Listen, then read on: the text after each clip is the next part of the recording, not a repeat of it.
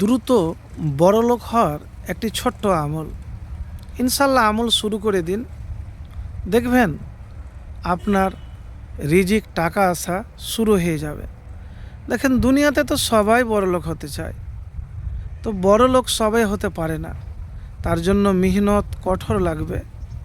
যে মেহনত এতটা আপনি করবেন যে কাউকে ভাবার আপনি সময় পাবেন না। তো প্রিয় ভাই, আমি বড়লোক হওয়ার আমলের কথা বলবো। দেখেন, বড়লোক হওয়ার আমল বলতে বোঝায় ধনী হওয়ার জন্য ধর্মীয় বাস্তব ভিত্তিক কিছু কাজ ও দোয়া অনুসরণ করা, যার মধ্যে রয়েছে বেশি বেশি ইস্তেগফার প্রার্থনা করা, জাকাত আদায় করা, নিয়মিত আল্লাহর কাছে প্রার্থনা করা, এছাড়া আর্থিক সমৃদ্ধি অর্জনের চেষ্টা করা, যেমন আয় বৃদ্ধি করা, খরচ কমানো, সঠিক জায়গায় বিনিয়োগ করা, কৌশল করা অত্যন্ত গুরুত্বপূর্ণ। মানে বেহিসাবি চললে হবে না ভাই, শুধু খাটলে হবে না, গাধা তো অনেক খাটে। কৌশল অবলম্বন করতে হবে, সময়কে কাজে লাগাতে হবে। সময়কে কাজে লাগান আর কৌশল যদি আপনি করতে পারেন, তাহলে আপনার বড়লোক হওয়া কেউ আটকাতে পারবে না।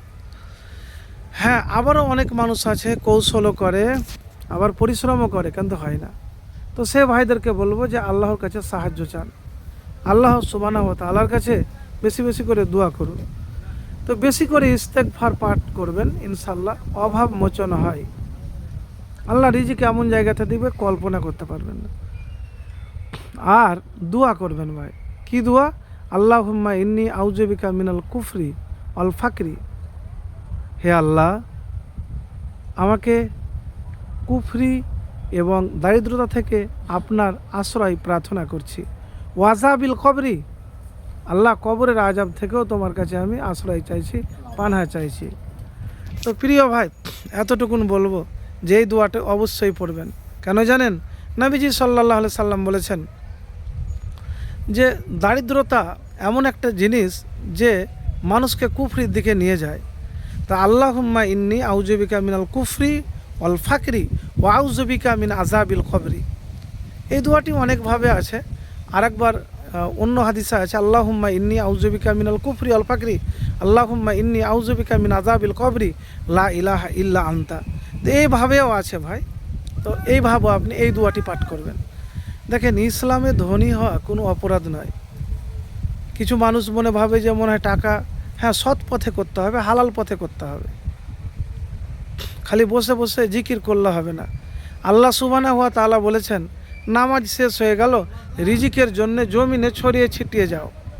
এক সাহাবী আল্লাহ রসুল সাল্লাল্লাহু আলাইহি সাল্লামের কাছে কিছু চাইতে এলেন। আল্লাহ রসুল সাল্লাল্লাহু আলাইহি সাল্লাম, তোমার বাড়িতে কিছু আছে? কইছে কিছু নাই। কি আছে? ওদের চাদর আছে। কইছে ওটাকে নিয়ে এসো। নিয়ে আসার পরে ওটাকে বিক্রি করে একটা কুড়হল দিয়ে দিলেন। তো অনেক হয়তো ভাবে যে মনে হয় যে বড়লোক হওয়া কোনো দোষের ব্যাপার না, আপনাকে তো রিজিক তলাশ করতে বলা হয়েছে। তো বাস্তব ভিত্তিক আমলের কথা বলবো। অল্প বয়স থেকে বিনিয়োগ করা শুরু করুন এবং ধারাবাহিকভাবে তা বজায় রাখা। আয়ের উৎস, একাধিক উৎস তৈরি করা, বাজেট, খরচ কমাতে বাজেট তৈরি করা এবং তা অনুসরণ করা। উদ্যোক্তা, নিজেকে একজন উদ্যোক্তা হিসাবে গড়ে তোলা, নিজেকে উন্নত করা, নিজের দক্ষতা জ্ঞান বাড়ানোর জন্য বিনিয়োগ করা। এভাবে আমল করে দেখুন, ইনশাআল্লাহ সেই দিন থেকে টাকা আসা শুরু হয়ে যাবে।